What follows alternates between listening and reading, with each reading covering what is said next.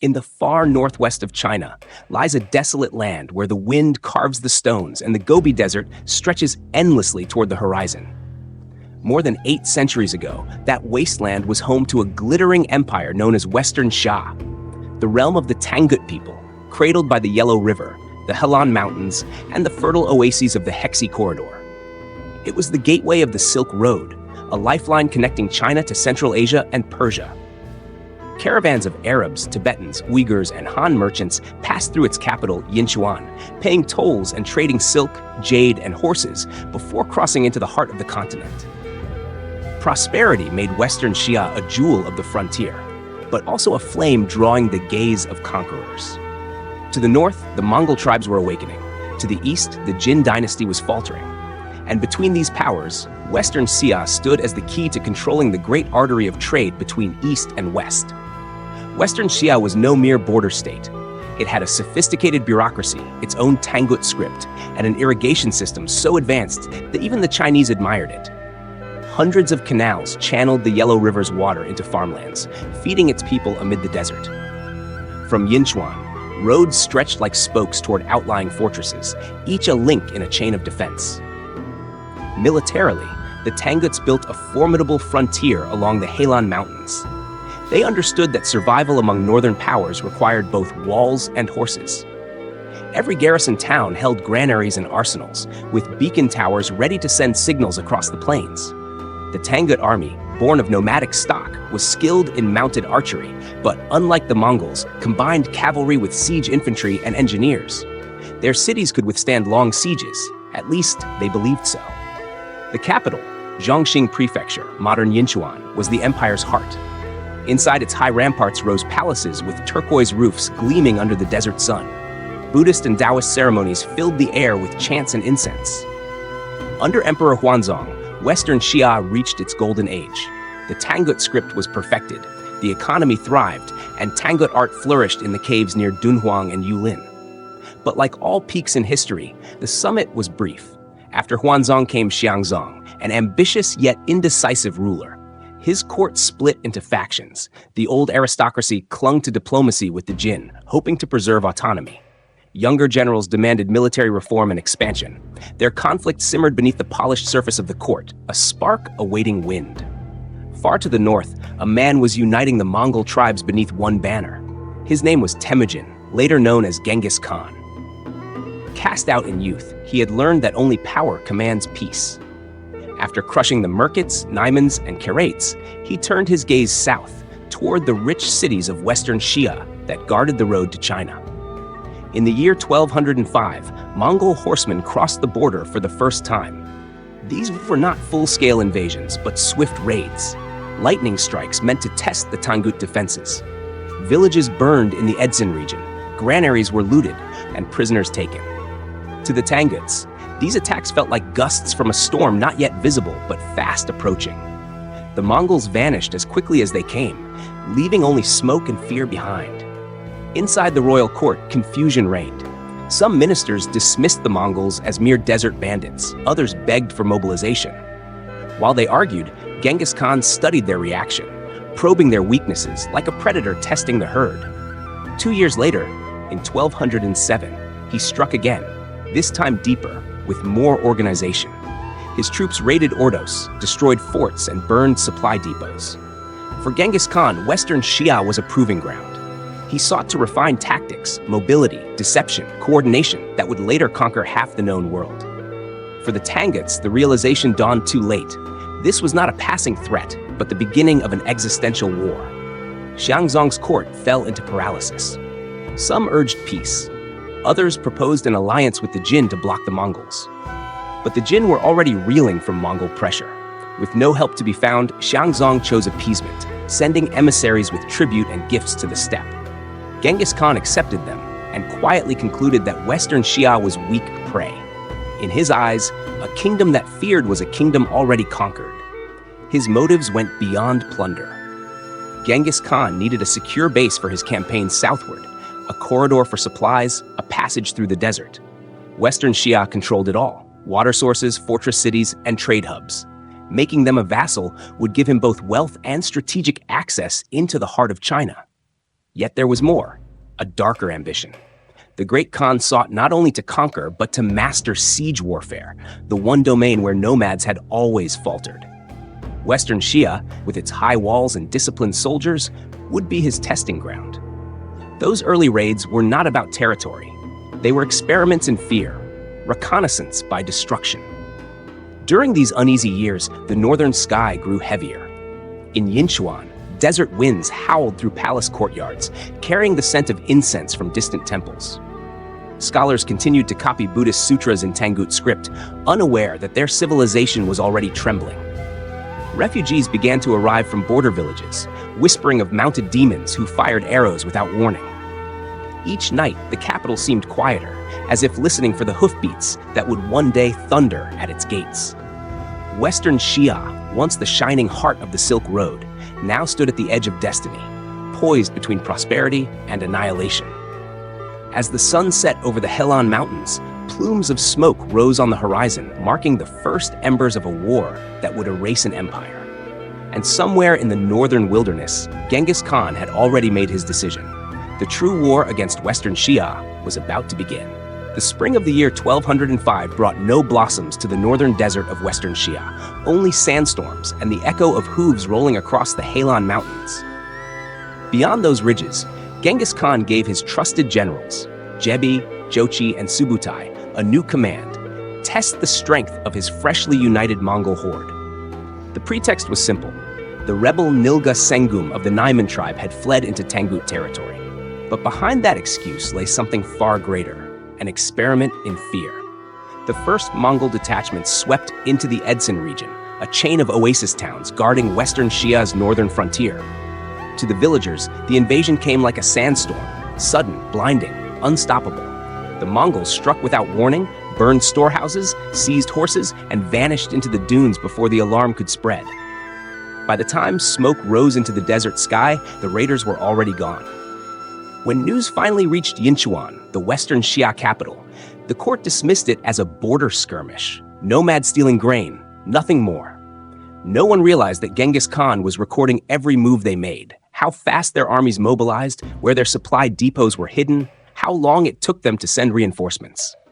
Each attack was not conquest, but reconnaissance. Among the Mongols, they called it the first hunt. But in this hunt, the prey lost more than men. It lost its confidence. Along the border, the cracks began to show. Some Tangut commanders, terrified of further raids, secretly sent envoys to Genghis Khan's camp, offering tribute to avoid destruction. Others simply abandoned their posts. Towns that once proudly flew the Tangut banner now flew white flags begging for mercy. Western Xia's frontier had begun to crumble, not from battle, but from fear.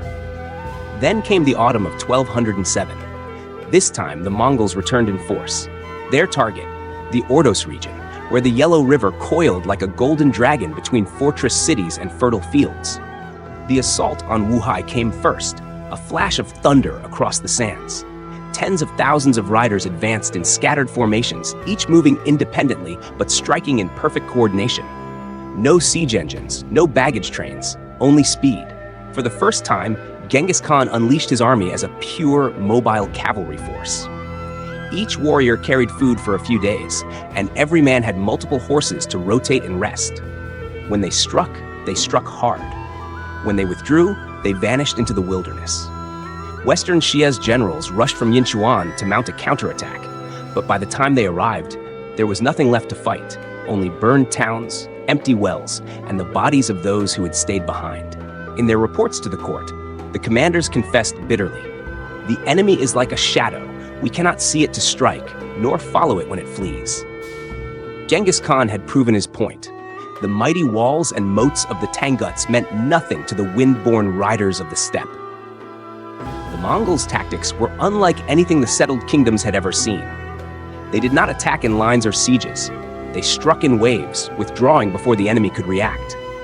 A force of a few thousand could erase a town in a single night.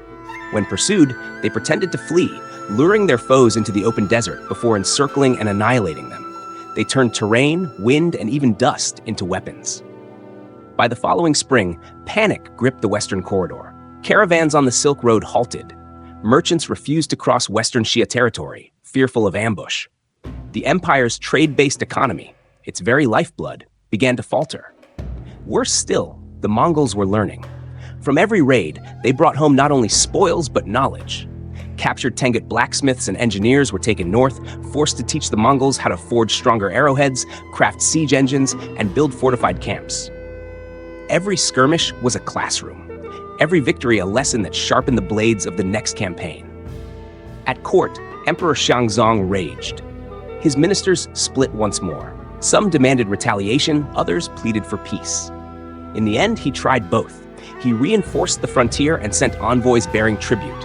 When those envoys reached Genghis Khan, the great Khan smiled and said calmly, "Tell your emperor, I will visit him soon."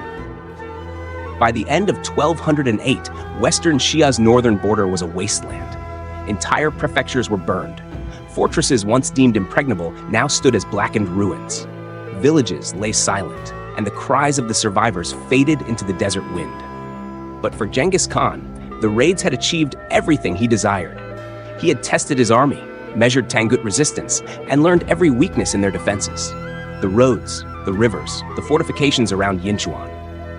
Most importantly, he knew they were afraid. And once fear takes root in a nation's heart, conquest is only a matter of time. That winter, as snow drifted across the steppe, Genghis Khan stood beside the campfires, gazing south toward the Tangut lands. "They think this is the end," he told Jebi quietly, "but this is only the beginning." Far out in the desert, the drums of the steppe began to thunder again, not in celebration, but as a summons. The trial by fire was over. The storm of the Mongols was gathering strength, and soon it would sweep across Western Xia with the fury of the heavens. The year was 1209. Winter winds screamed across the northern plains as Genghis Khan gathered his generals for the first full-scale campaign against Western Xia. The time for probing raids was over. This was a march of conquest. Before him stretched the Yellow River, frozen and wide, guarding the road to the Tangut capital, Yinchuan. Behind its walls lay a proud empire, rich, fortified, and still confident that its high walls could outlast the fury of the steppe. The Mongol horde moved like a black tide. Tens of thousands of riders crossed the icy river, carrying banners of felt and silk that whipped in the wind. Their hooves churned the snow into mud as they advanced toward the fortified towns protecting Yinchuan's approaches. The Tangut garrisons, spread thin across their long frontier, fought bravely but in vain. The first major clash came at Wulahai, a key fortress controlling the western route to the Helan Mountains. There, Genghis Khan's army surrounded the Tangut commander Gao Lianghui, whose defense crumbled under relentless assault. The Mongols captured him alive, a symbolic victory that shattered the morale of the defenders. With Wulahai fallen, the road to Yinchuan lay open. From the foothills of Helan Shan, the Mongols looked down upon the Tangut capital, a city of shimmering canals and golden roofs built like a mirage in the desert. Genghis Khan, ever the strategist, decided not to storm the walls directly. Instead, he sought to unleash nature itself. He ordered his men to divert the Yellow River, constructing great earthen dams and trenches to flood Yinchuan from beneath its own foundations. For weeks, thousands of soldiers worked like madmen, piling sand and stone into makeshift levees. The plan was audacious: drown the enemy rather than bleed against their walls. As the Mongols toiled, Tangut archers fired day and night from the ramparts, their arrows raining down like iron hail. Still, the work continued.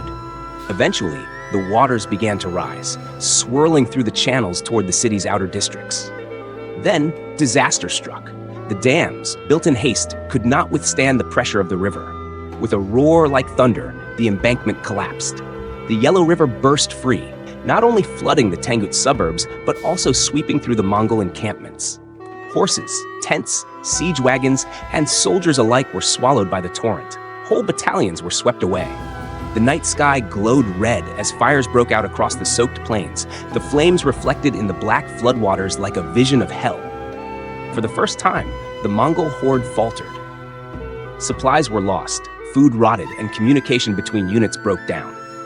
Yet even in chaos, Genghis Khan refused to retreat.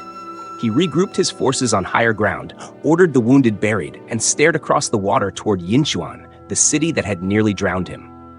Inside those walls, Emperor Xianzong faced his own torment. The court was divided. Some demanded continued resistance, others urged surrender. The palace halls echoed with arguments and prayers. Outside, the sounds of Mongol drums never ceased. From the watchtowers, Tangut soldiers could see the enemy fires stretching to the horizon.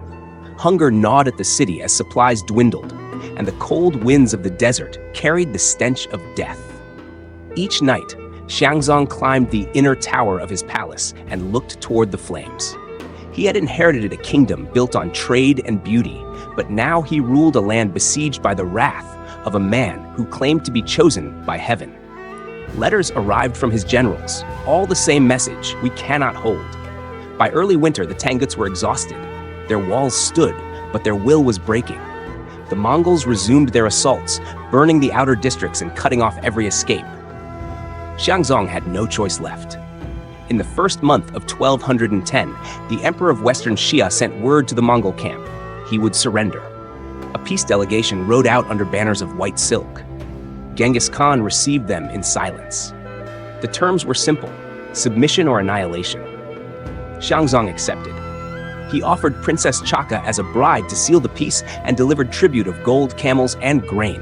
Western Xia would become a vassal of the Mongol Empire, bound to serve in future campaigns. The once mighty Tangut kingdom had bent its knee. That night, Yinchuan's gates opened. The Mongol banners entered the city, flickering red in the torchlight. The air smelled of smoke and damp earth. Genghis Khan did not destroy the city. Not yet. He simply looked upon its walls and said, "We will return when they forget their fear." The siege had ended, but only in name.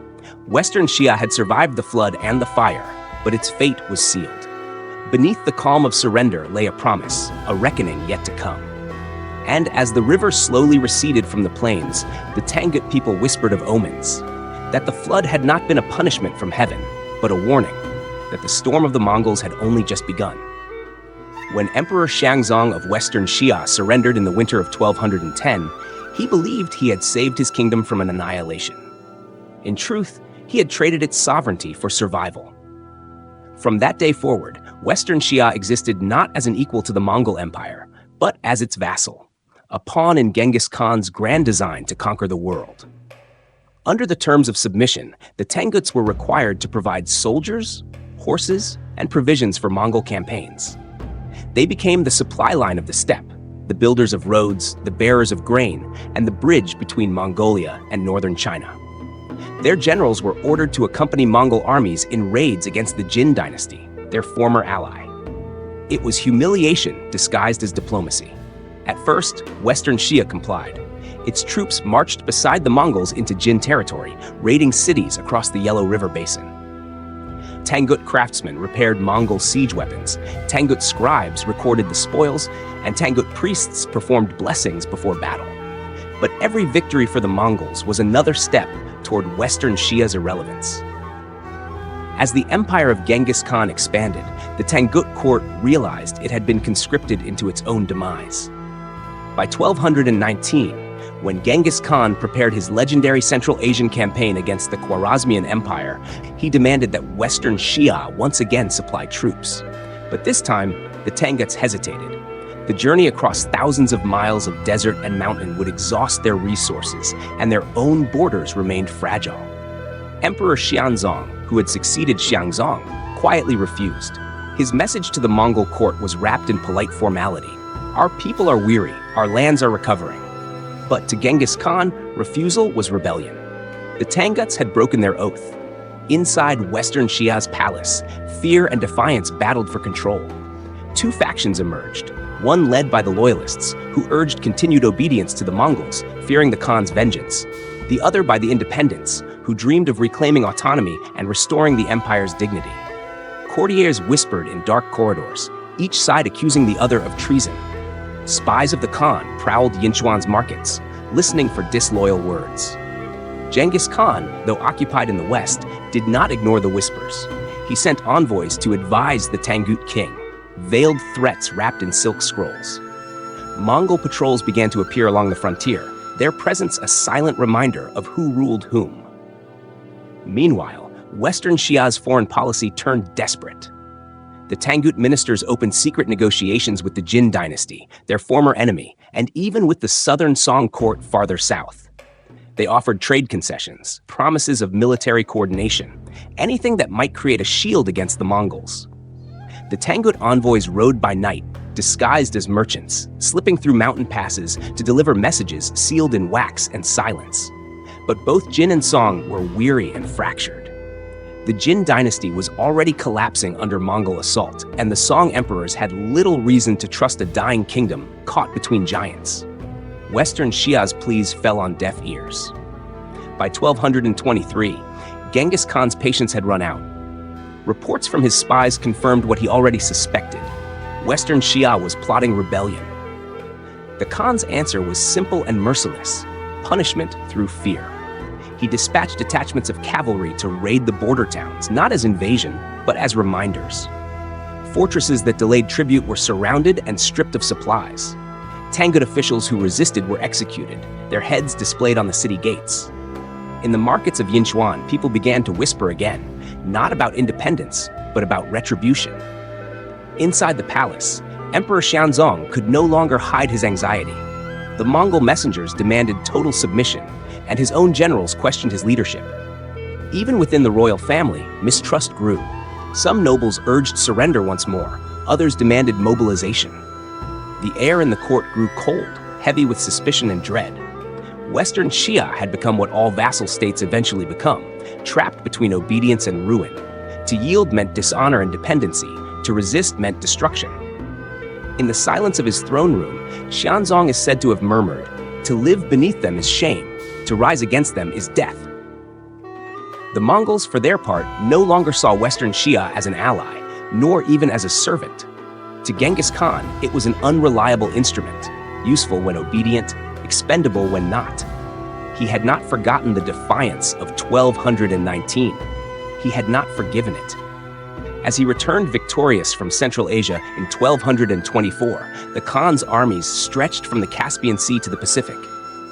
Yet amid that triumph, his thoughts turned once more to the Tangut kingdom that had dared to hesitate when he called. In the harsh wind of the Gobi, he gave a quiet command to his generals. "When I return east," he said, "the Tanguts will answer for their betrayal." That single sentence sealed Western Xia's fate. The storm that had once passed over them was turning back, not as a test this time, but as an execution. When the decision fell from Genghis Khan's lips to march on Western Xia again, it carried the weight of a verdict. The year was 1225, and the Khan's patience had run out. The refusal to join his great expedition westward, the subtle maneuvering and whispered contacts with Jin and Song courts, these were no mere diplomatic slights. To Temujin, they were proof that the Tangut rulers had broken the fragile bargain of submission. He answered with a force that bore a single message: there would be no mercy for hesitation. The army that gathered beneath his standards was vast, a hammer shaped from the whole of the steppe. Contemporary accounts and later estimates speak of nearly 180,000 riders and attendants arrayed for the campaign.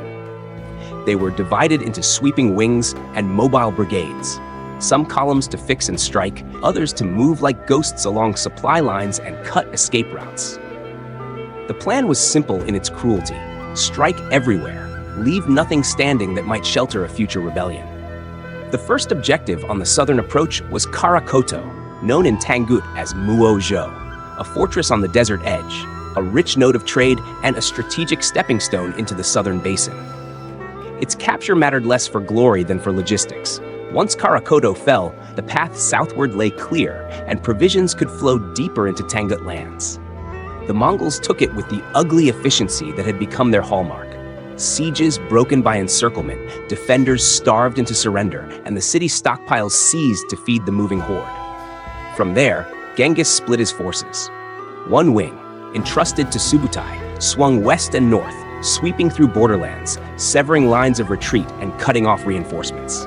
The other, led by Genghis himself, plunged toward the Tangut heartland.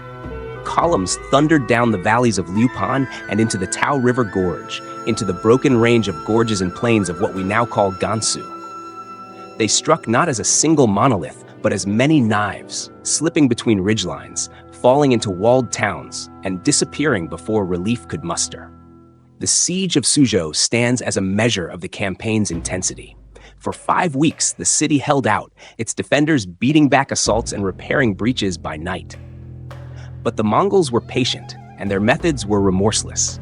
They cut supply routes, set fires to outlying quarters, and used troops to assault weak points in rotating waves so the defenders could not rest. Soldiers inside Suzhou watched their brothers die on the walls and felt the city's heartbeat slow as hunger gnawed stores and morale thinned like worn cloth. When the gates finally opened, whether from betrayal within or the last exhausted defense breaking, the fall was brutal and the aftermath colder than victory should have been. Looted temples, bodies piled where markets once thrummed, and survivors dragged into exile or forced to serve the conqueror. Chaos spread in Tangut camps as the Mongol pressure tightened. Reports came to the capital that units were fragmenting, that commanders were turning against one another, and that whispers of assassination and treason had taken root. In Ganzhou, for instance, a scandal exploded. The murder of Chagan's father, whether motivated by vendetta or politics, sparked ferocious reprisals. Tangut leaders, already battered by the loss of towns and the shrinking of available manpower, now found their ranks poisoned by distrust. The Mongols exploited this turbulence like famine eats at a weakened herd. They pushed where loyalty cracked and welcomed any hand willing to open a gate. The campaign's cruelty had method. It was not random slaughter, but a deliberate strategy to deprive the enemy of the means to resist ever again. Fields were burned in systematic sweeps. Irrigation ditches and granaries were smashed. Orchards that had fed generations were cut down and burned. By destroying agriculture and burying food stocks, the Mongols aimed to convert subsistence into starvation, to force entire districts to yield not through the sword alone, but through the slow attrition of hunger. Villages that once filled caravans with silk and grain became ash-scattered memories. Where possible, fishermen and farmers were pressed into service or enslaved. Where not, they were killed or driven into the deserts. This scorched earth approach was not merely tactical, it was psychological warfare writ large. The Mongol commanders understood that annihilation bred obedience in the long term. A region that had been stripped of its ability to feed itself could neither harbor armies nor support rebellions, and so they burned the roots as surely as they felled the branches. Throughout these months, the Tangut nobility confronted the limits of its options. Some chose open resistance, trying to rally militia and rally columns of camels and carts into short-lived offensives. Others attempted subterfuge, secret pacts, bribed Mongol officers, and offers of submission couched in promises of loyalty. But Genghis Khan had little interest in half-loyal partnerships. He demanded absolute fealty, and where he suspected feints, his response was swift and final. The campaign's brutality was mirrored by brutal efficiency. Mongol scouts spread like the arms of a spider, finding hidden caches and rooting out secret passes. Siege engineers, many of them Tangut or Chinese craftsmen taken earlier and put to work for the Mongol war machine, constructed ramps and engines that battered walls while riders harried the flanks. When villages resisted, the Mongols sometimes spared those who surrendered quickly, choosing to press them into service. When they fought, the punishment was total. As provinces fell, and as the smoke of 100 burned harvests rose on the horizon, the Tangut populace found itself cradled by terror. Families huddled in ruined courtyards, elders muttering old saints' names as their children shivered without bread. In the courts of Yinchuan, courtiers argued past each other like ghosts, plotting last-minute defenses, bargaining to spare temples or fleeing into mountain refuges with whatever they could carry. The imperial voice, once proud and ceremonial, was reduced to a series of desperate dispatches. Requests for mercy, pleas for reinforcements that would never arrive, and false reports meant to staunch the panic in the capital. By the end of 1226, the campaign had accomplished what it set out to do. Towns that had once resisted now lay in ruins or had been turned into tributary outposts under Mongol oversight. The Tangut military structure was broken, its capacity to wage independent war crippled by the seizure of food and the execution or capture of officers. The social fabric, The web that bound peasants to lords and lords to kings had been shredded by the twin forces of violence and starvation. The Mongols did not celebrate in excessive pomp. There was work to be done, patrols to secure roads, garrisons to install, and the grim task of sorting those who might be useful from those who were not. For Genghis Khan, the campaign had proven that hesitation would be punished without pity, and that the machinery of conquest now hummed with a clinical resolve. Yet even amid the conquest's triumph, a bitter aftertaste lingered. The Tangut realm had been struck so hard that the question was no longer merely political control. It became existential. Was this a kingdom to be governed, or a people to be subdued into silence? The Mongol answer would echo through the decades. Where defiance had existed, it would be extinguished. Where submission was offered, administration would be imposed. In the charred fields and emptied granaries of Western Xia, that answer lay in ruin and smoke. When the winds finally moved the ashes across the steppe, the Mongol host began to press onward, their banners leading the way to the next theater of change.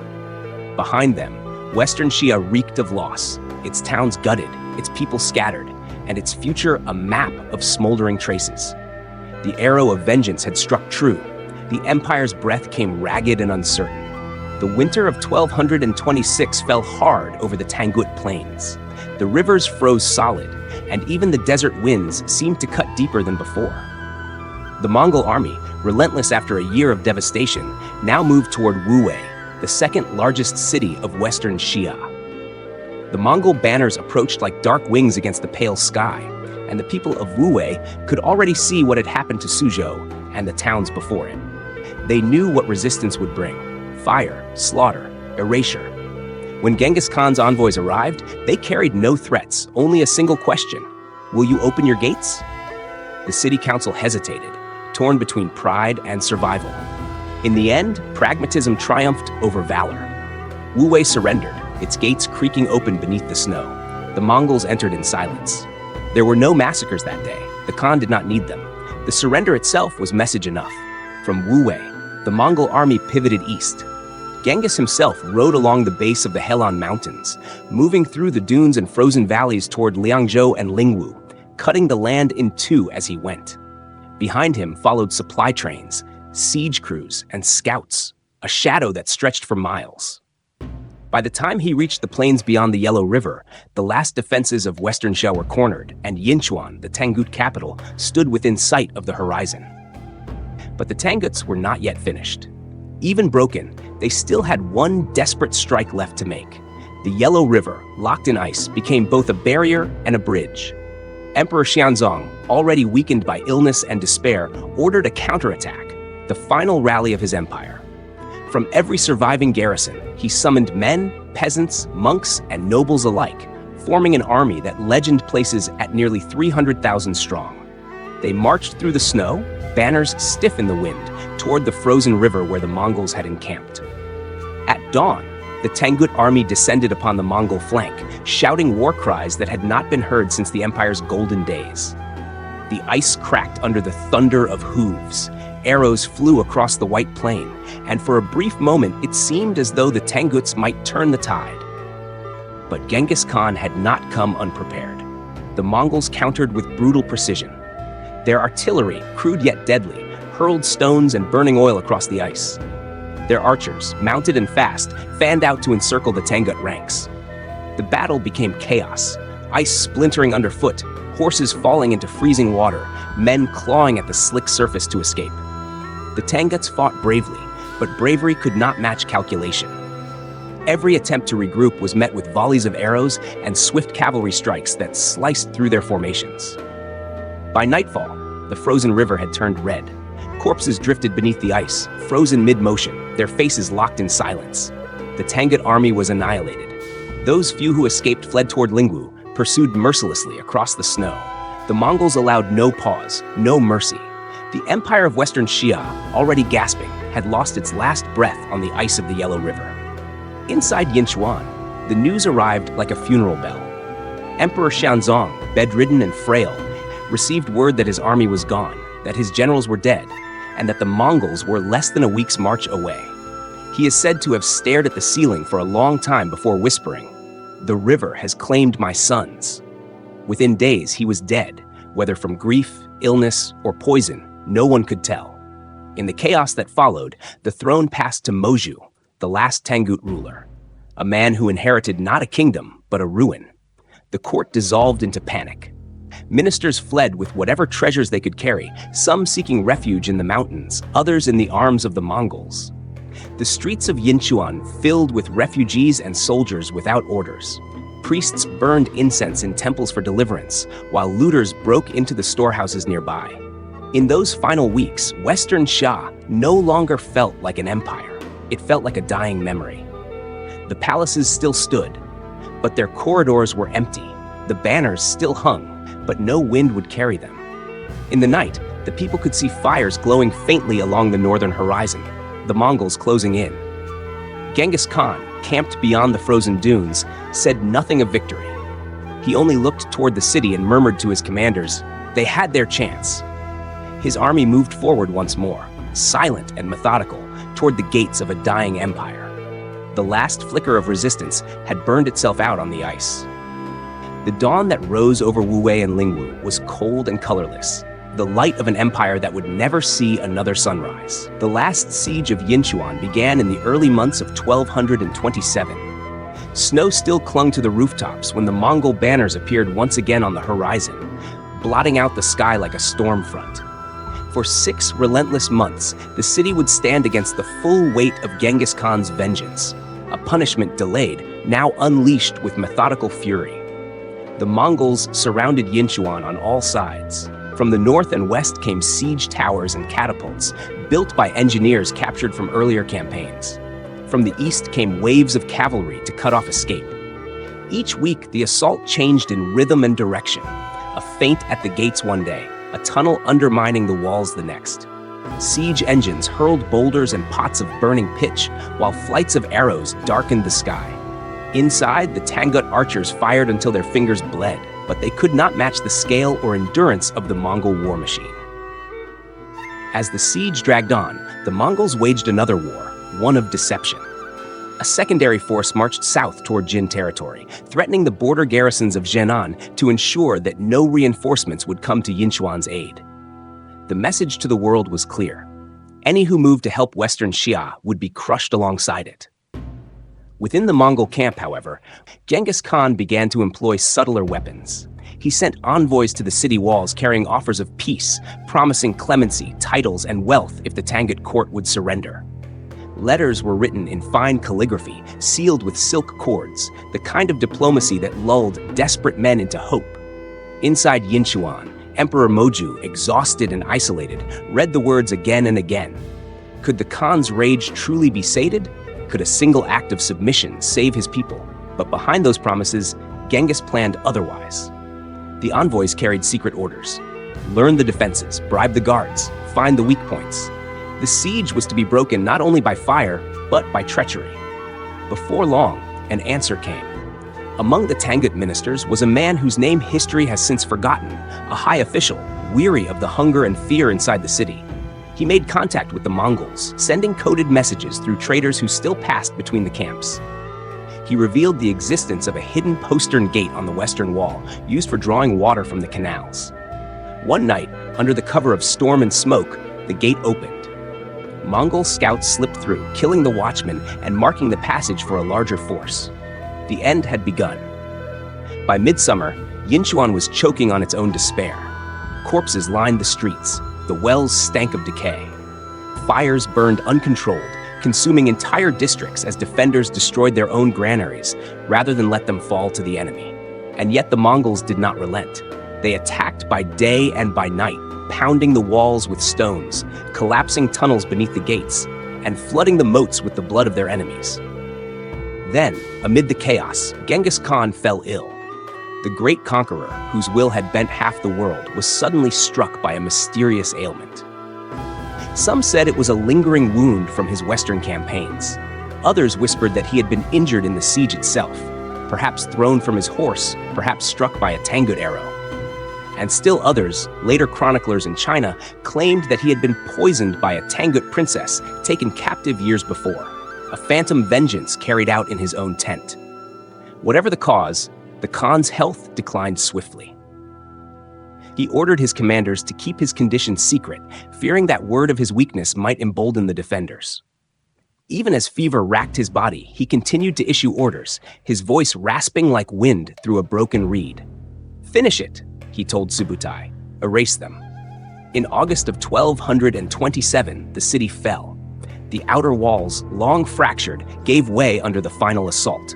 Mongol soldiers poured into the streets, cutting down anyone who stood before them. Emperor Moju, realizing there was no escape, surrendered, hoping for mercy that never came. He was executed soon after, his head displayed before the smoldering ruins of his palace. Yinchuan became an inferno. The Mongols set fire to every temple, every archive, every monument that bore the Tangut name. The city's libraries, vast collections of Tangut script, Buddhist texts, and administrative records were burned to ash. The waterways that had once fed the capital ran black with soot. Survivors were slaughtered or enslaved, their language and culture scattered like dust over the desert. Only when the work was complete did Genghis Khan's generals announce his death. The great conqueror had passed quietly in his camp, his body guarded and his death concealed for months, so that no enemy might claim victory. Even as his corpse was carried north for burial, his command continued to echo through the ranks, "Leave nothing of them behind." And so it was. The kingdom of Western Xia, the Tangut realm that had once ruled the crossroads of Asia, vanished. No dynasty succeeded it, no heirs reclaimed its throne. Its script, its people, and its name were swallowed by the sands. When dawn broke over the ashes of Yinchuan, the sky was red and gray. The smell of burning hung heavy for days, and in the stillness after the slaughter, even the Mongols stood in silence. The empire they had destroyed no longer existed, not as a rival, not even as a memory. The chronicles would later call it the nation erased without a trace. And in the emptiness where its capital once stood, the wind carried only the faint whisper of a vanished people. When the flames of Yinchuan finally died, the smoke did not rise to heaven. It drifted sideways, carried by the desert winds across what had once been an empire. In the aftermath of the Mongol conquest, nothing remained of Western Xia but scorched earth, broken stones, and a silence so deep that history itself seemed to hesitate. For the Tangut people, this was not mere defeat. It was annihilation. The campaign that ended in 1227 went beyond military conquest. It carried the unmistakable mark of eradication by design, a policy to uproot, not just to rule. The Mongols did not leave governors behind, did not install tribute collectors or puppet rulers as they did elsewhere. Instead, they burned the cities, slaughtered the civilians, and forbade the rebuilding of settlements.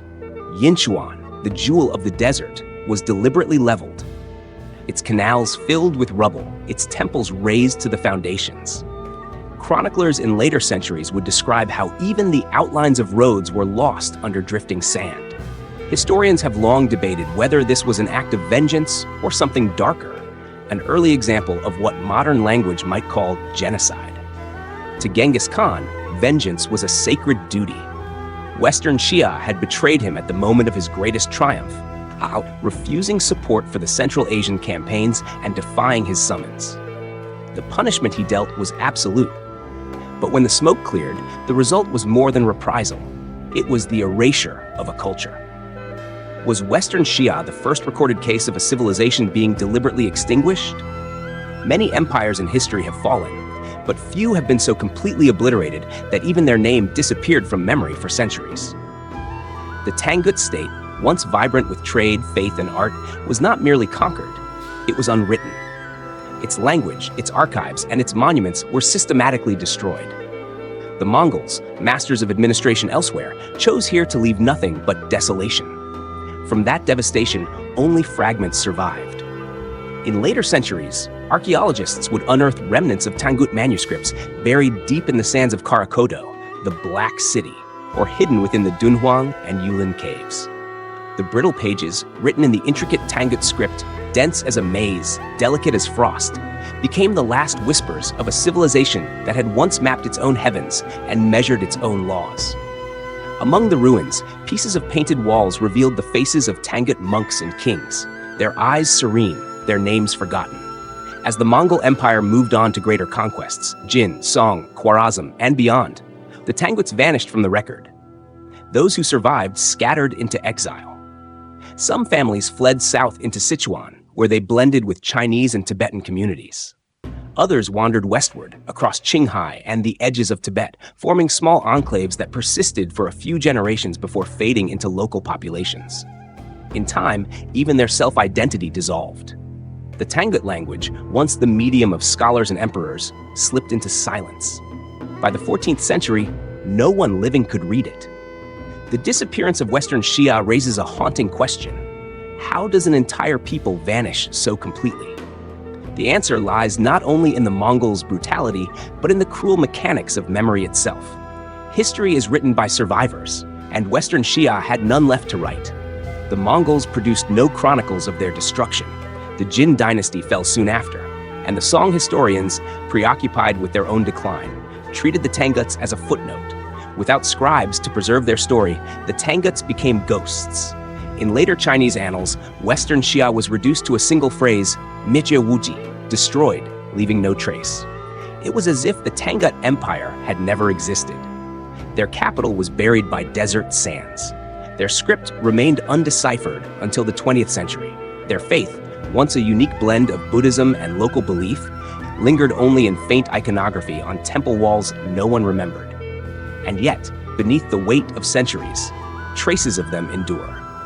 Every shard of pottery, every faded manuscript, every weathered brick unearthed in Ningxia speaks of a people who once bridged the worlds between China and Central Asia. Merchants, monks, soldiers, and dreamers who believed they could survive between empires. Their destruction reminds us that civilization is not measured only by walls and kings, but by the stories that endure when the stones are gone. Was it genocide? Or was it the systematic deletion of a culture? A punishment aimed not just at bodies, but at memory itself. Perhaps the distinction no longer matters. What Genghis Khan accomplished in Western Xia was more final than slaughter. He took from the Tanguts not only their land, but their voice. Centuries later, when explorers stumbled upon the buried city of Karakoto, they found its streets silent and wind-scoured, its Buddhist statues headless, its gates half swallowed by sand. It was as though the city had been cursed to remain perpetually at dusk, never night, never dawn, frozen in the moment of its death. And yet, within that silence lies the faint echo of what was lost, a warning written in dust, that power can conquer, but oblivion is the true destroyer. Western Xia did not simply fall, it was erased. And in its erasure, the world learned how easily a civilization, no matter how radiant, can disappear without a trace. When Western Xia was wiped from the map in 1227, the dust had barely settled before Genghis Khan's empire began to shift its gaze southward. The annihilation of the Tangut kingdom was not merely vengeance, it was strategy. With Western Xia gone, the Mongols had removed the single geographic and political barrier that had long guarded the western approaches to northern China. For the first time in history, the Mongol steppe stood directly connected to the heartlands of the Yellow River Basin. The road to empire lay open. Before that moment, every Mongol army marching east or south had faced the same obstacle: Western Xia's fortress line, a web of mountains, deserts, and fortified cities that stood between the Mongols and the Chinese heartland. With those walls reduced to ruins, the steppe became a launching ground. The Mongols now possessed a direct corridor from Central Asia into North China, an open artery running through what is now Gansu and Ningxia. From there, they could strike at will into Jin territory and, later, the Song domain beyond the Yangtze. Ironically, the Tangut soldiers who once defended those gates would soon march under Mongol banners. After Yinchuan fell, thousands of captured Tangut warriors were absorbed into the Mongol ranks, some by force, others out of the simple will to survive. These men, familiar with siegecraft, fortifications, and the terrain of northern China, became an invaluable asset in the next great campaigns. Between 1211 and 1234, during the long war against the Jin dynasty, Tangut auxiliaries served in Mongol armies, building siege engines, scouting the Los Plateau, and even commanding units under Mongol generals. Through them, fragments of Tangut expertise, their engineering, their knowledge of irrigation and logistics, lived on. Paradoxically, helping to build the empire that had destroyed their homeland. In this way, the Mongols learned from their victims. What they had tested at Yinchuan, the coordination of siege artillery, the rotation of mobile troops, and the supply of armies deep within Chinese territory, would become the foundation of their later conquests. The fall of Western Xia had been their first laboratory in total war. The Mongols also absorbed the bureaucratic framework of Western Xia's government. Unlike the purely nomadic systems of the early Khanate, the Tanguts had developed an efficient administrative machine, detailed tax registers, land surveys, and systems of local governance that reached from the capital to the smallest farming village. Genghis Khan's successors recognized its usefulness. The Mongols did not rebuild Western Xia's cities, but they preserved the administrative knowledge. Many Tangut officials were spared and reassigned as clerks, interpreters, and local administrators under Mongol rule in the northwest. This pattern, destruction followed by incorporation, became a hallmark of the Mongol strategy of empire. Where others might simply conquer, the Mongols consumed. They took the skills, the bureaucrats, the artisans, and the technology of those they destroyed. The Tanguts were no exception. Even as their civilization vanished, their influence seeped into the DNA of the empire that replaced them. Culturally, too, the echoes of Western Xia did not die. The art and architecture of the Tanguts, rooted in a unique fusion of Chinese, Tibetan, and Central Asian aesthetics, survived in the Buddhist temples of Inner Asia.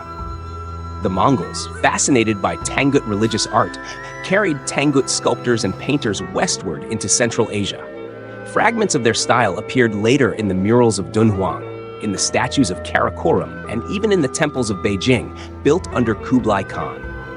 The Tanguts' hybrid form of Buddhism, blending esoteric and tantric elements, influenced the spiritual culture of the early Yuan dynasty and laid groundwork for the later Mongol-Tibetan religious alliance. In governance and war, Western Xia's destruction paradoxically strengthened the Mongol Empire. Its lands became a crucial staging ground for every southern campaign. The routes through Gansu served as the Mongols' arteries of conquest, carrying armies, supplies, and information between the steppes, Central Asia, and the plains of China. The fall of the Tanguts demonstrated that walls alone could not stop the Khan's armies, a lesson that would soon spell doom for the Jin and Song alike. To modern historians, the campaign against Western Xia marks a turning point, the prototype of Mongol imperial warfare. It was here that Genghis Khan refined the tactics that would conquer Eurasia, the fusion of speed and siegecraft, the coordination of terror and diplomacy, the calculated use of extermination to ensure submission. It was also the crucible in which the Mongols learned to govern sedentary populations, transforming from steppe raiders into administrators of empire. Thus, the extinction of Western Xia did not close a chapter, it opened one. In its ashes, the Mongols discovered the means to dominate civilizations far older and larger than their own. The Tangut kingdom perished, but in dying, it taught the conquerors how to rule. From the ruins of Yinchuan, the road led straight to Kaifeng, to Hangzhou, to the farthest coasts of the South China Sea. What began as vengeance in the deserts of Ningxia would, within a generation, become the unification of China under Mongol rule, the birth of the Yuan dynasty. And yet, in the grand architecture of empire, one can still glimpse the ghost of Western Xia, silent, unseen, but woven into the mortar of Mongol success. The empire that vanished made possible the empire that would endure. When the fires of Western Xia burned out, their glow lingered long after the ashes cooled.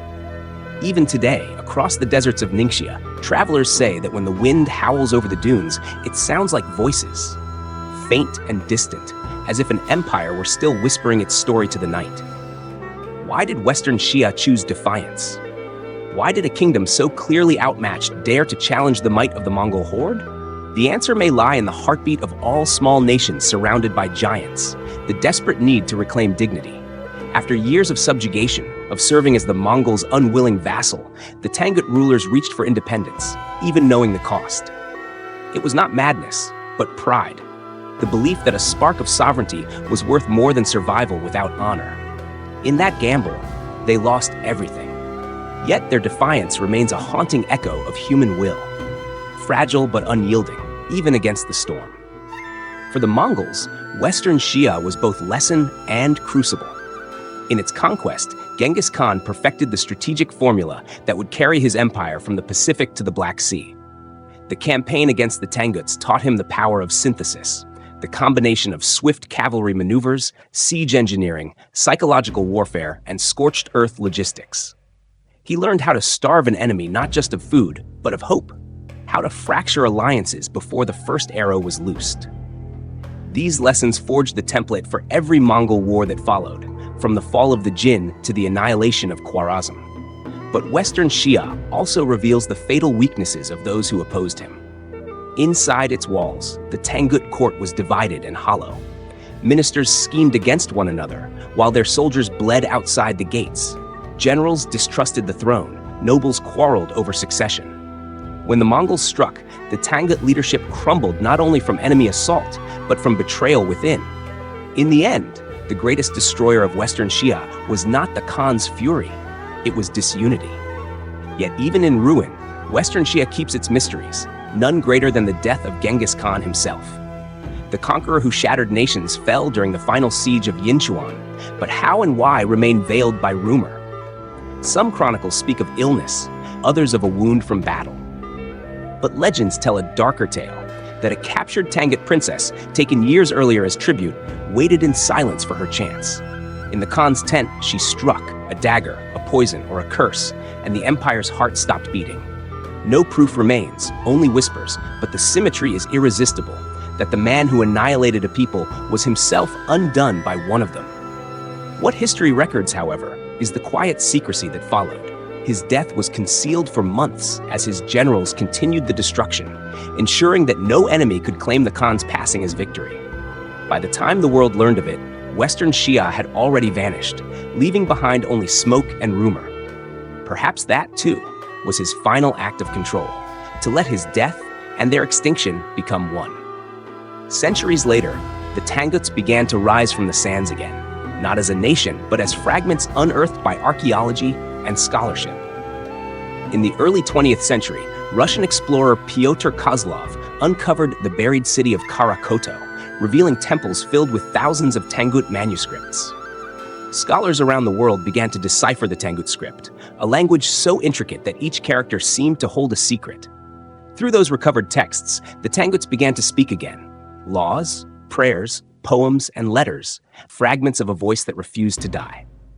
Today, historians, linguists, and archaeologists continue to piece together the lost mosaic of Western Xia, their art, their religion, their administration, their ambitions. Bit by bit, the forgotten empire reclaims its place in the story of Asia. What the Mongols sought to erase, time and curiosity have begun to restore. And so what remains of Western Xia? Not its cities, not its armies, but its warning. It teaches that power, no matter how absolute, cannot fully extinguish memory. It teaches that division is more deadly than invasion. And it reminds us that civilizations do not die in an instant. They fade slowly into legend, until someone digs deep enough to listen again. As the wind moves over the ruins of Yinchuan, carrying dust from the past into the present, the question lingers: was Western Xia destroyed, or merely transformed, dispersed into the cultures that survived it? No empire truly vanishes. It leaves traces in the stones, in the words, in the silence that follows conquest. Western Xia may have been erased from the maps, but not from the human story. Its light flickered out in the 13th century. Yet even now, across 800 years of time and sand, we still see the faint reflection of its fire. A fire that warns, a fire that remembers.